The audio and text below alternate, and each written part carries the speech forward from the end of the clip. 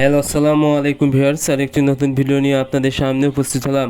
আজকের ভিডিওতে মূলত আমি আলোচনা করব দেশি মুরগি যদি ডিম দেওয়ার পরে ডিম খেয়ে ফেলে এবং ডিমের খোসা পাতলা হয়, তাহলে এই ডিম খাওয়া বন্ধ করতে এবং ডিমের খোসা শক্ত করতে প্রাকৃতিকভাবে কী করণীয় বা কম টাকাতে কিভাবে এই সমস্যা ঠিক করবেন।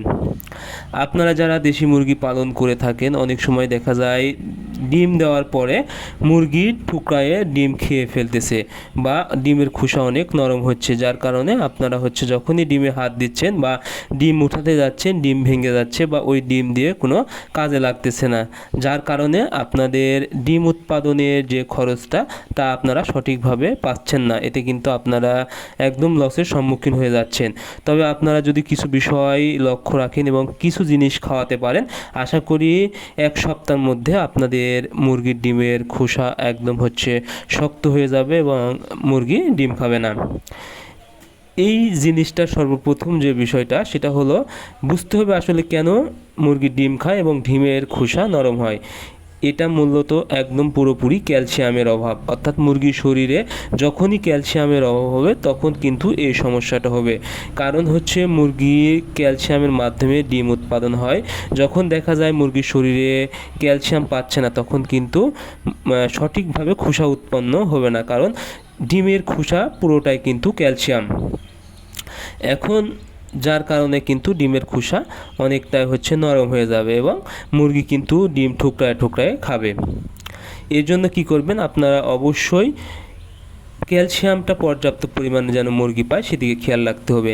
এর ফলে সর্বপ্রথম যে কাজটি করবেন সেটা হলো আপনারা ঝিনুকের গুঁড়া আপনারা ব্যবহার করতে পারেন। এটি অনেক কম দাম। এটি মূলত আপনারা 1 কেজি খাবারে 5 গ্রাম যদি ব্যবহার করতে পারেন তাহলে কিন্তু খুবই উপকার। এটা 5 থেকে 7 দিন যদি খাওয়াতে পারেন খাবারের সাথে মিক্স করে, তাহলে আশা করি আপনাদের এই মুরগির ডিমের খোসাটা একদম শক্ত হয়ে যাবে। এবং এরপরে যে আরেকটি বিষয় সেটা হলো আপনারা ডিমের খোসা, অর্থাৎ বাজার থেকে সিদ্ধ ডিম বিক্রি করে যে খোসাটা পাওয়া যায়, এটা আপনারা যদি সংগ্রহ করে রোদে শুকিয়ে একদম গুঁড়া করে ফিডের সাথে বা খাবারের সাথে মিশিয়ে খাওয়াতে পারেন, তাহলে কিন্তু প্রচুর পরিমাণ ক্যালসিয়াম থাকে এবং ক্যালসিয়ামের ঘাটতিটা পূরণ হয়। এভাবে আপনারা মুরগির ক্যালসিয়ামের ঘাটতি পূরণ করতে পারেন। তারপর আরেকটি বিষয় সেটা হলো আপনারা অবশ্যই নিয়মিত যখন ডিম দেবে তখন বাজার থেকে মুরগির ক্যালসিয়াম পাওয়া যায় এবং ভিটামিন এডি পাওয়া যায়। এটা আপনারা যদি 15 থেকে 20 দিন পর 1 মিলি 1 লিটার পানিতে 1 বেলা করে ক্যালসিয়াম প্লাস এডি দুইটা জিনিস যদি আপনারা ব্যবহার করতে পারেন, তাহলে ডিমের উৎপাদনটাও বেশি হবে এবং খোসাটাও অনেক শক্ত হবে এবং ডিম উৎপাদনে কিন্তু সহায়তা হবে। এতে ডিমের পার্সেন্টেজও ভালো থাকবে এবং ডিমের খোসা অনেক শক্ত হবে।